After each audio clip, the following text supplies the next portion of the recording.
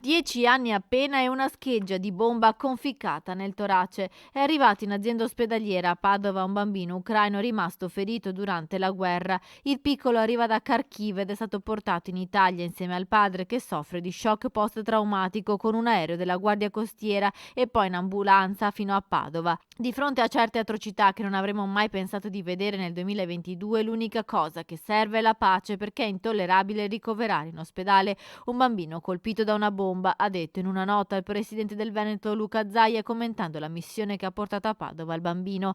La sanità veneta non lascia indietro nessuno nell'emergenza, specie i bambini vittime inermi e innocenti. Ora basta prove muscolari tra grandi leader, conclude il governatore, e si lavori concretamente ad un tavolo per porre fine a questa folle guerra.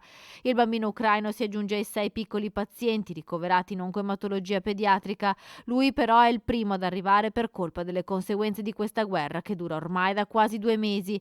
Il bambino è stato accolto dai 2 medici Antonio Marzollo, pediatra, e Carmin Schaffer, rianimatore, che nei giorni scorsi erano partiti alla volta della Polonia per portare in Italia i bambini più gravi da curare.